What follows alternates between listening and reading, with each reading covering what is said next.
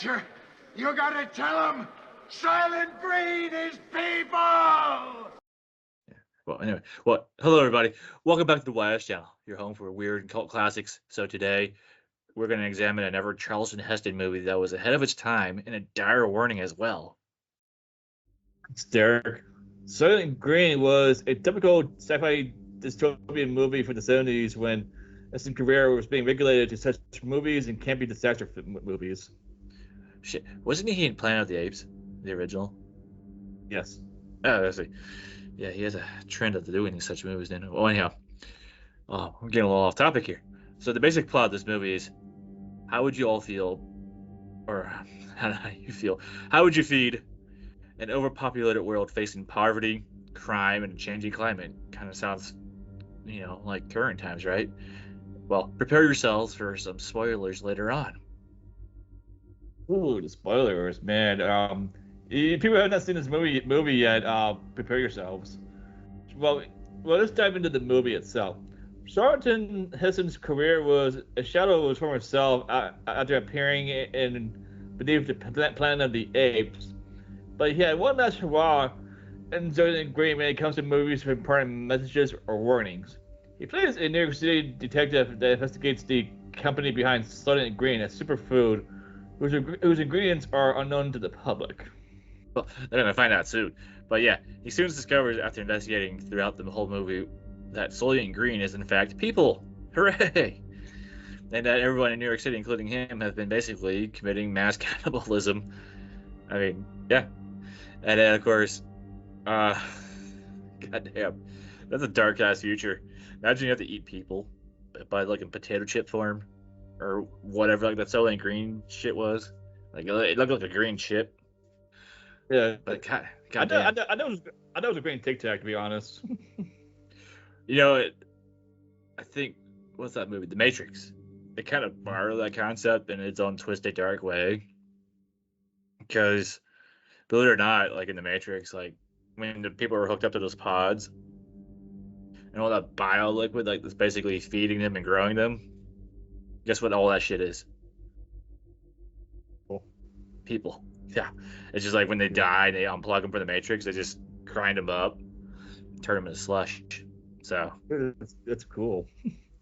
Yeah. Thank God they didn't have a slushy today. Yeah, exactly. So, the more you know. Yeah, Anyway, you suck that drink. Yes, I will. My drink is soda and blue. Anyway, the movie addresses climate change, food supply, and overpopulation in a very dark manner. It's years before any of these subjects took center stage, but Soylent Green was ahead of the curve. Makes you think about where today's processed food really comes from and the effects it's having on the general population. Well, my take on the movie is basically it's a warning that we cannot simply overpopulate the earth. Or if we do, we're gonna be eating generically GMO foods, and that actually became a reality today because most of the food we eat as Americans is not really organic anymore. It's like genetically modified, or it's not really like real bread. Like, for example, the bread you buy at Walmart, it's not really bread anymore. It's just it's something, but it's not technically bread, and even the Hershey bars that we snack on, they're technically not even chocolate anymore. It's something else. Yeah, I mean, but if you read the ingredients, yeah, well, you don't look like you're starving much. Oh, but anyhow, dude. But yeah, when you read the ingredients on your food, you got a bunch of fucking long ass scientific words you can't pronounce, and those words make up the core of the ingredients, like duxtalode, sucralode, weird ass words like that. Yeah, blue 55. Like, what the fuck are these things? So it's no longer food. It's just like exactly what you said. It's just processed garbage. Well, Yeah. where I was getting this, the movie makes you think where does your processed food really come from? And is it really food at all? In the movie, Soylent Green, basically it's revealed that the superfood that everyone's eating because there's supposedly no real food for anyone is basically people. So imagine the shock that got out that we're actually eating people, instead of scientific words you just mentioned. I know those are never like this 1970s had a lot of these dystopian future movies like that. I forget there's a never movie. I forget the name of it, but they kind of make fun of it like in an episode of South Park where like they call it carousel or they're gonna kill everybody over a certain age. But the movie I'm thinking of, like once you turn 30, you die. It's Logan's Run. Yeah, yeah, that's it. Yeah, Logan's Run. You know, it's a similar concept, except that they're not turning the 30-plus-year-olds into Soylent Green. But again, dude, in the 1970s, you know, even Soylent Green is a very dark movie, and as we all have been talking about, man, like the food back then was just healthier. Just look at photos, you know, just look at photos of people from like the early 90s all the way back then, even further back. I mean, how many super fat people did you see in those photos? You know, I mean, I know they existed, but I mean, other than that, like, it's nowhere near like what you have today. It's crazy. That's the problem with food today. It's there's a lot of health issues that comes from consuming the food that we eat today, and I really do believe the reason most people are becoming fat or fatter is because they keep on adding additives to the food, or they're adding some sort of ingredient where it makes you just gain weight if you consume enough of it.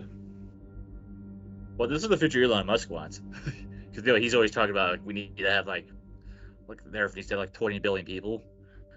He's gonna turn us all into Soylent Green. Elon Musk can go fuck. He can go fuck himself. It'll be a cold day in hell before I'm drinking roach milk and eating bugs. You drink that roach milk, eat those bugs. He's gonna go set up a colony on Mars. You know, but dude, oh god, the 70s was a crazy time for such movies. You know, and then I know with Charleston Heston, he did another like dystopian future movie called The Omega Man, where in the end his blood provides a cure for a virus turning people into vampires. And after that movie, right, he was making movies like Earthquake and Airport 75 and lesser like movie roles and TV shows. You know, he was appearing on and off screen, like in little bit roles all the way up to like 2003. So I mean, Soylent Green was his last like major hurrah, and then he had again just a couple of minor notable roles, and then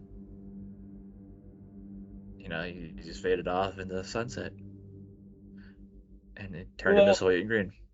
Well, Charleton Heston, kind of don't blame him for doing movies for the money, because by the time he was doing Airport 75 and Soylent Green and Omega Man, he was at the age where most Hollywood actors' careers are phased out, and he figured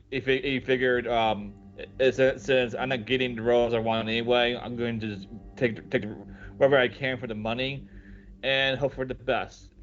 And as a result, I think he actually got lucky with Charleton Green and Omega Man, but Earthquake and Airport 75, and his other movies, they're not really fondly remember for their quality.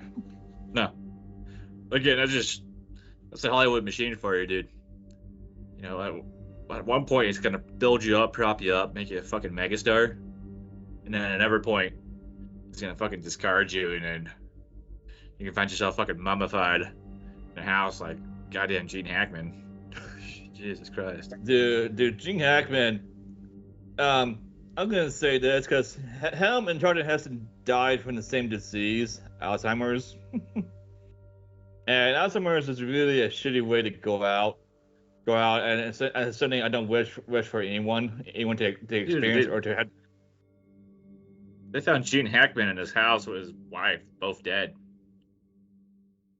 Well, his wife died a week before he did. Yeah, that's crazy, man.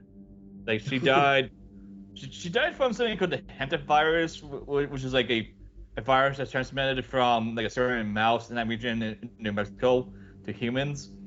And then when she died, Gene Hackman, who was basically apparently in very late stages of Alzheimer's, he wasn't able to care for himself, so he died of heart failure because he wasn't taking his medication.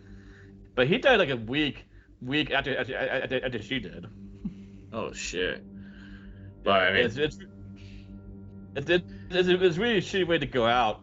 And Charleton Heston, he died of Alzheimer's as well, but he didn't. But luckily his wife outlived him and provided the care that he needed. yeah, well, yeah, that's what Hollywood does to people, man. It really chews you up and spits you out. But with that said, again, thank you all for turning into our review and discussion here about Soylent Green. We always greatly appreciate you all turning into the channel. Like, subscribe, follow the channel. We really are truly appreciative of it. And stay tuned for our next movie review. That's right, people. Until next time. Yeah, later. Later.